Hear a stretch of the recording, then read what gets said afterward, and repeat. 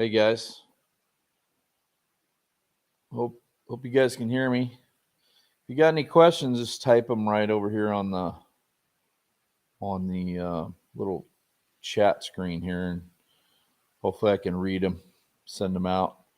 Found this supposedly vintage Kmart hat.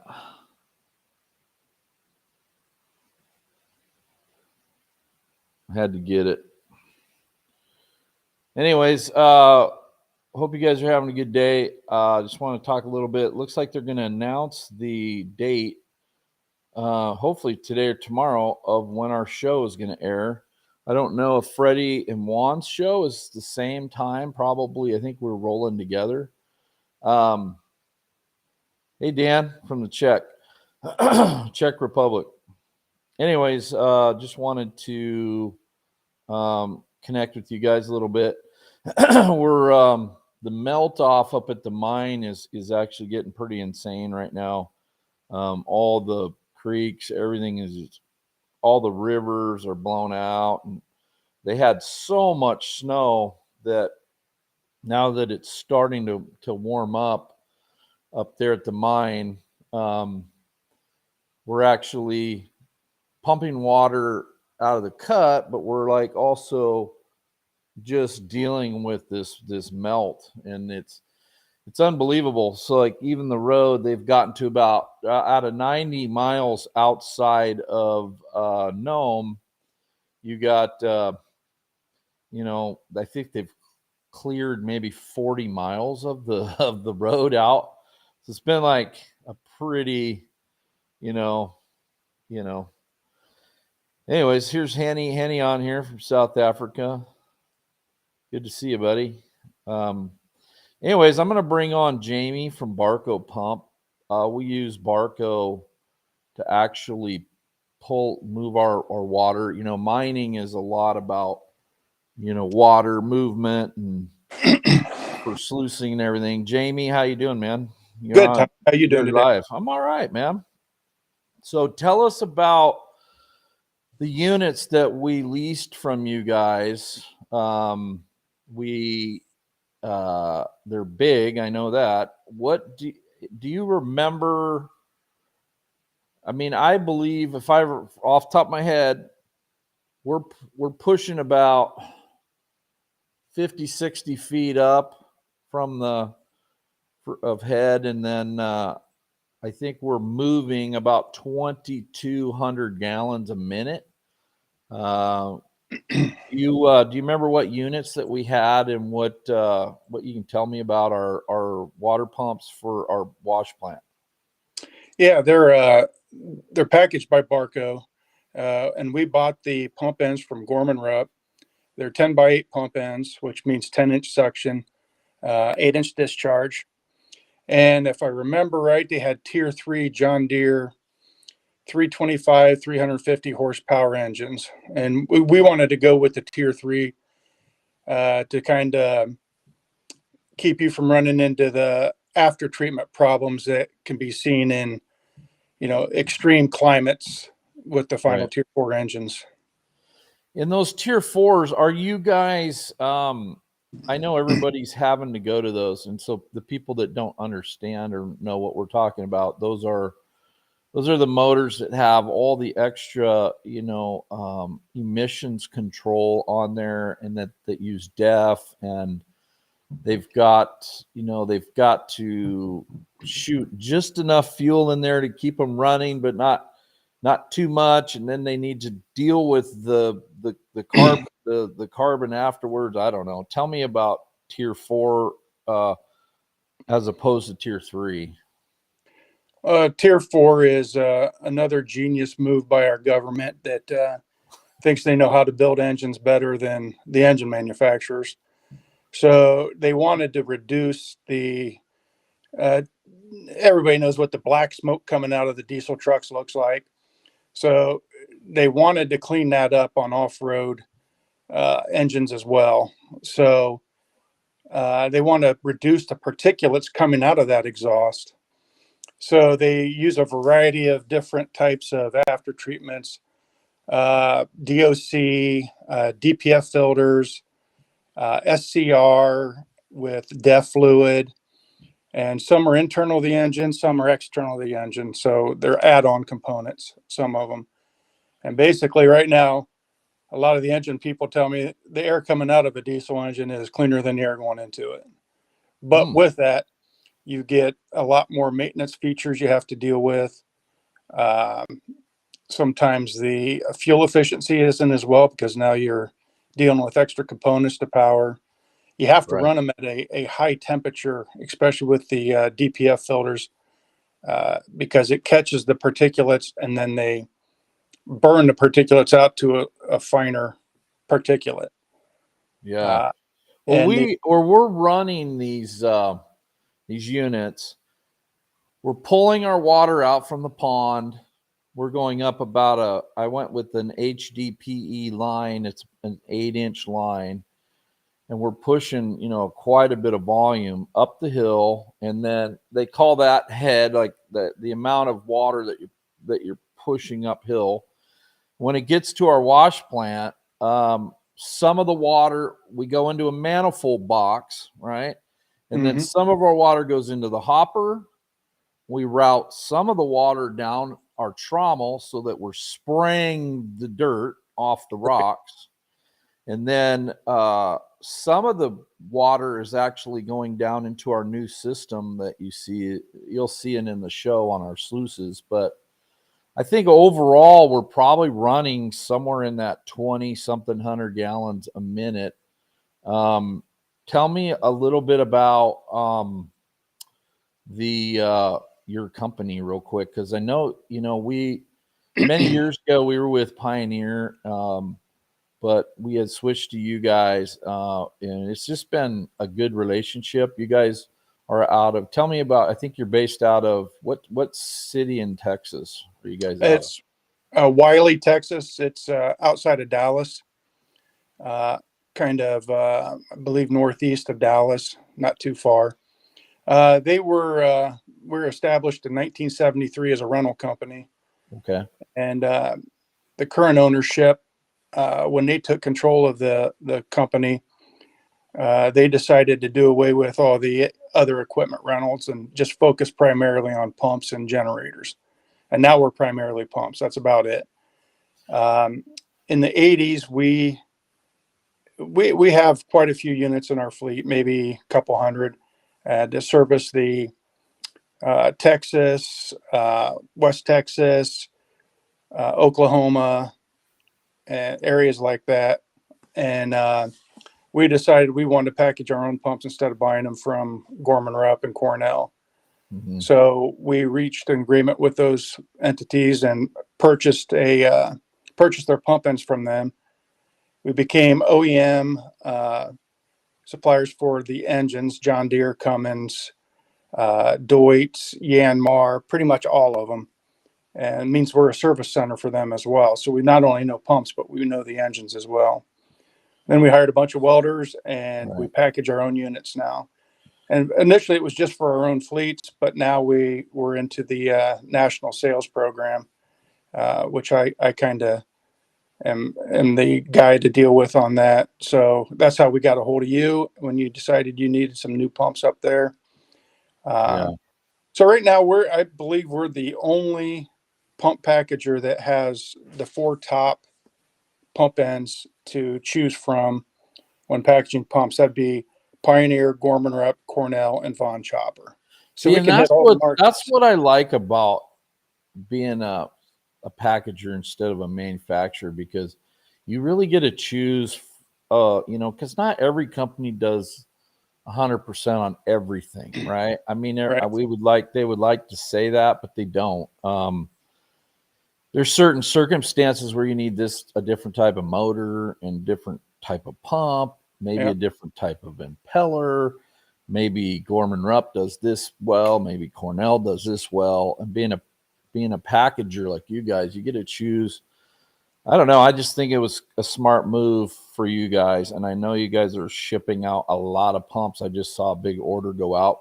You guys were posting, and so I'm proud of that. So I'm just proud of that you guys helped me out because we were so we're in the big scheme of things, we're such a tiny little turd company when it comes to all this stuff. So having you give us the time of day was really pretty cool, Jamie, and I appreciate that, and appreciate everybody down there at Barco. It's been a great experience. It was a great experience at Pioneer 2 years ago. They were great guys, local company. Once they sold out, though, they got pretty big, right? And Yeah. I like your, being on the phone with you guys or the president and like being able to talk to people that are actually the owners is kind of cool for me. So you're big, but you're not too big. Does that make Yeah. sense? Yeah. And we've all been fans of the show from the beginning when Oh, you cool. started that way back when. And we kind of like how it progressed. You had the Pioneer pumps, Tony and Parker had the Gorman Rupp pumps. And it was kind of a thrill for me when me and you connected on LinkedIn to start talking pumps for your new Yeah. venture. I'm glad we did. It's been fun, and it's kind of neat to on Showtime sitting there and being able to freeze when our pump is shown on the camera. It's kind of a It's neat. yeah. And this year too, June as our show comes out, they're going to announce it, I believe, today, possibly tomorrow. Finally, we're going to get a day when the show is announced, and I don't know. I think you'll be pretty proud of us. I think there's some tough stuff in the show coming.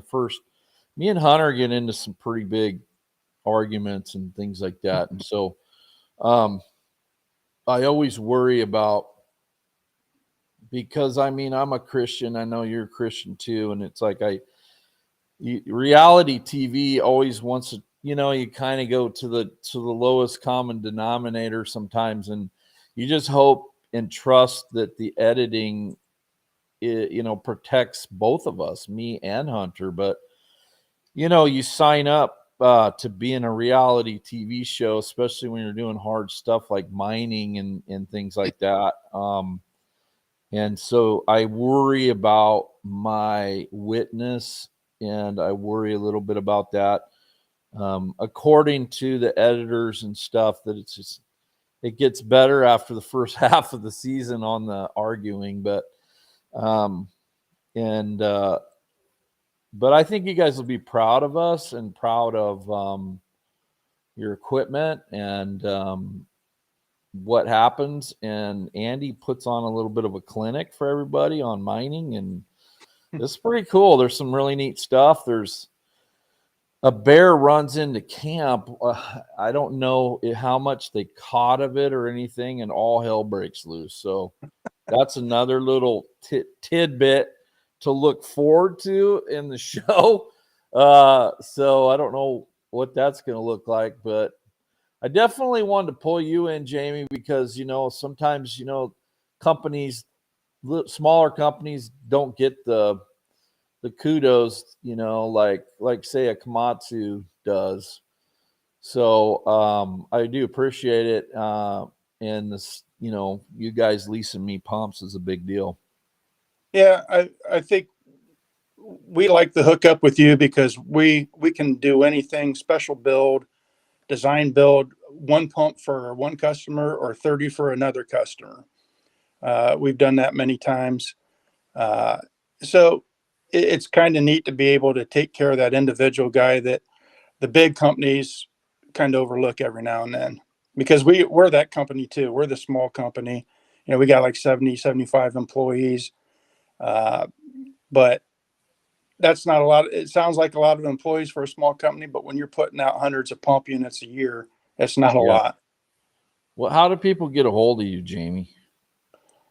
I'm on LinkedIn, or they can email me at JSCHOENIAN@barcopump.com. Or you can go to the Barco website, and they'll have my link there as well. I'm going to type this in there and see if this is right. Is that right? Yep, that looks good. Shoot, I'm learning this little program here, man. You're Look, you're getting look tech at me savvy, go. man. Yeah, man. Look at me, man. Look at dude. We're techies, man. Oh yeah, we're not too old, I guess. I don't know about that. Anyways, I do appreciate you, man. I'm gonna sign you off and thank you. Anything else you want to say? I am gonna announce the show. I just wanted to give you a shout out and a thank you for what you guys, your company's done for us. So I do appreciate it. Any last words you want to say about pumps? No, we appreciate all our customers, and even if you're not in the market to buy a pump right now, if you're having some issues on you're not getting enough head or flow, whatever, give us a call. We'll help you out. We'll troubleshoot it for you. All right. Don't laugh. That was funny. See you All right, later. See you, all right, talk Jamie. to you later. Take care. Anyways, yeah. So, anyways, I know this probably sounds boring, but this, in the world of pumps, in the world of we're moving water, we're moving water. So that's the cool part is we are, it's all about moving water, moving dirt, stripping, trying to get the gold out. Hopefully, you don't run the dirt through your plant and not catch the gold that's coming through. You want to try to maximize it. No wash plant catches 100% of the gold. If you can get to 75, 80%, you're actually doing pretty well. Some gold just does not want to get caught. It's like got a weird shape. Maybe it's hooked to dirt, and the way it's flowing through your wash plant, it just, off the other end and away it goes. So not every piece of gold is easy to catch. Some of it's flat, some of it's, who knows, man. But I'm going to take a few questions here. I'm gonna see if I can get. Hey, there's some people out here from the United Kingdom, from Wales. Henny Luddick is out of Johannesburg, and he's in the farming industry, and I've gotten to know him a little bit on here. Tell us about how Freddie's doing. So there's Freddie Dodge, obviously, and there's Fred Hurt. Fred Hurt is in a battle for his life with brain cancer. Freddie Dodge is with Juan Ibarra, and they are working on their new show where they go around and they fix up wash plants and try to get people to catch more gold. So yeah, it's a difficult situation when you're mining. It's not an easy game. It's very hard to do. Like right now, we're rebuilding our dozer, and it's the motor blew up pretty much, and so we got a bunch of parts flying in. I think today the heads are coming in, and Rob's already started on it. If you look at some of my posts, you'll see Rob's already taken it apart with Dakota.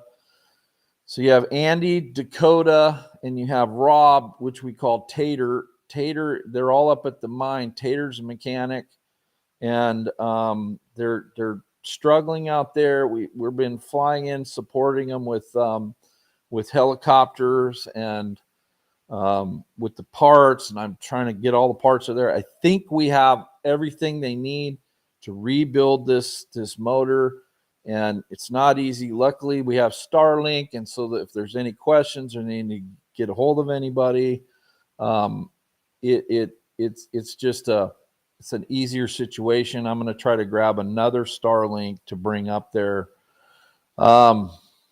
Anyways, respect from the Isle of Man. Wow, that's pretty cool. I don't know where that is. I'll have to Google that. I've heard about it. So the new episodes will be airing in June. I'm actually playing in a concert on the 4th of June. And then after that, probably about a week, I'll be heading up north and trying to support the guys up there. The road should be open, I'm guessing, in about a week to 10 days from now. There's been snow drifts that are 20, 30 feet high on the road outside of Nome. So you fly into Anchorage and then you fly Alaska, you can fly into Nome. You can't drive to Nome. It's a very secluded area. If you were to look on it, in a map, you will see that it is pretty much in the middle of nowhere. It's not something that you can drive anywhere to. I'm going to try to zero in and show you on the map kind of where we're at. Let me try to swing over to that. I'll try to share my screen, see if I can pull this off.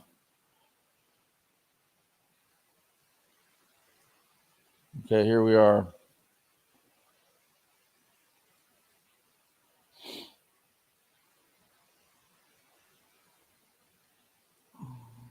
Where am I? Okay, here we go.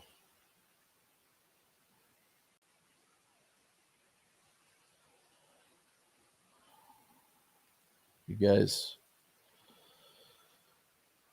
So here's Fairbanks here. There's Anchorage.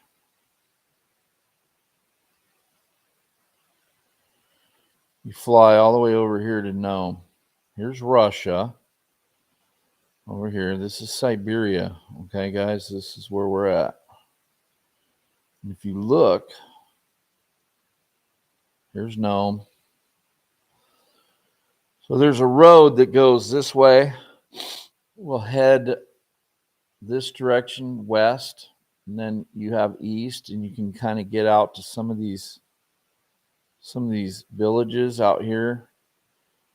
Here's Nome, and this is where like Bering Sea Gold is filmed, right out here in the ocean right out here. Let's zero in. You'll see one road kind of that goes out north right here. You'll see it. And if you follow this out,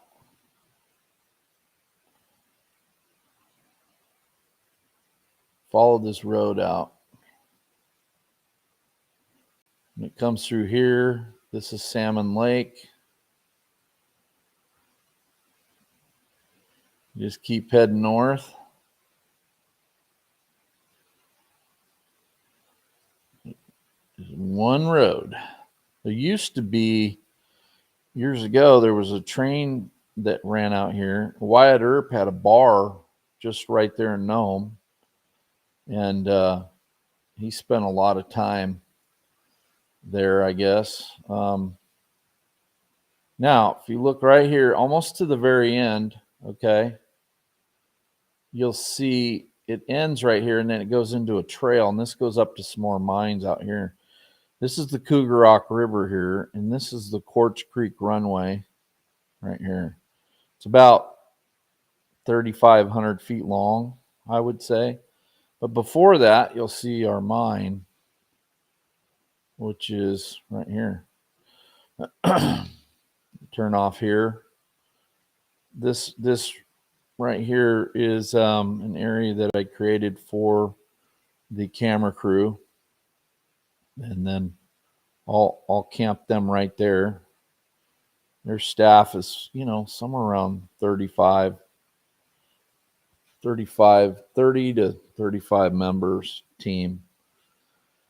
And then here's our mine right here. And if you look at this little tiny bit of mining right here, out of the whole area of Alaska, I mean, mining is not, people think, oh, it's being all ripped up.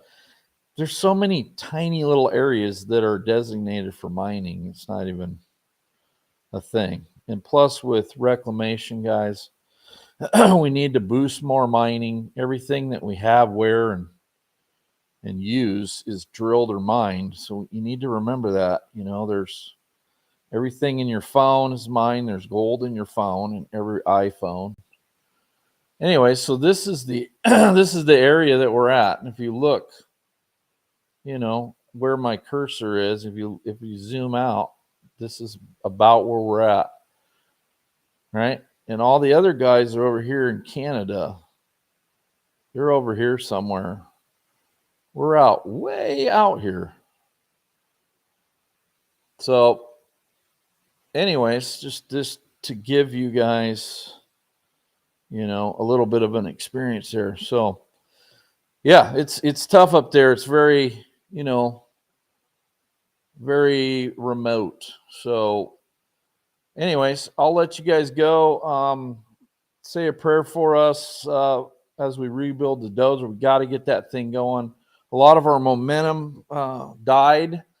Yes, we found out a few things that you'll season 3 you'll actually see that I don't want to talk about because we found out some crazy stuff. So some good stuff. It's not bad. It's good. But then our dozer motor blew up, and so we lost some of our momentum.